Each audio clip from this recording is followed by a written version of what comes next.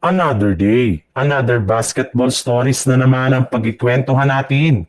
At ngayon nga ay ang pag-uusapan natin ang balitang pagkakakuha ng Los Angeles Lakers kay Nikola Vucevic. At ang balitang kakatakutan pa rin nga daw ang Golden State Warriors sa NBA.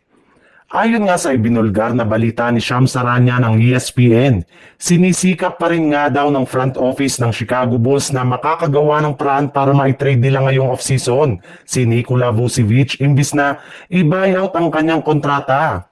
Kaya dahil nga sa pangyayari ay no choice na nga ang mga team na may interes sa kanya na mag-offer ng trade package sa Bulls.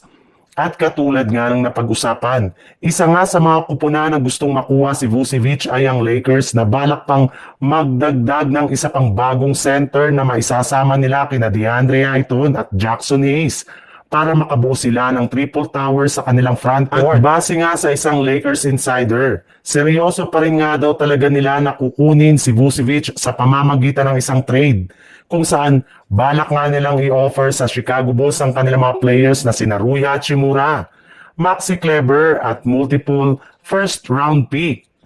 Binanggit na nga po ngayong araw na bagamat man nga pwede nang bigyan ng Lakers si Hachimura ng bagong contract extension, ay hindi na nga nila ito gagawin dahil posible nga nila siyang gamitin bilang trade asset para makakuha sila ng mas magaling na bagong player katulad ni Vucevic. Sa ibang balita naman, alam naman nga po ninyo na napakaraming naibalitang planong gawin ng Warriors ngayong offseason kagaya na lang ng pag-trade kay Jonathan Kuminga. Pagkuha ng mga bagong players sa free agency market katulad na lang din DeAndre Milton at Al Horford at higit sa lahat ang pagbibigay nila ng bagong kontrata kay Gary Payton II. Ngunit sa hindi nga inaasahan, ni isa man nga sa mga ito ay wala pang nagagawa ang kanilang front office.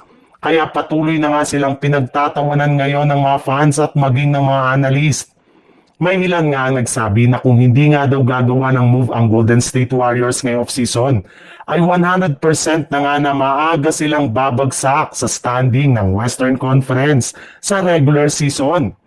Pero kung mismong si Draymond Green na rin naman nga daw ang inyong tatanungin, kahit wala pang nagagawang improvement ang Golden State Warriors ngayong off-season, ay naniniwala pa rin nga siya na isa pa rin sila sa mga pinakamalakas na kupunan sa Western Conference. Hanggat nandyan nga ang kanilang lineup, sina Stephen Curry at Jimmy Butler, ay sigurado nga nakakatakutan at paghahandaan pa rin sila ng kanilang mga kalaban. Simula nga ng nagdaang trade deadline ay naging sobrang ganda na nga ng kanilang record sa tuwing healthy ang kanilang mga players kaya wala na nga daw dapat ipag-alala ang mga fans sa kalagayan ngayon ng Golden State Warriors.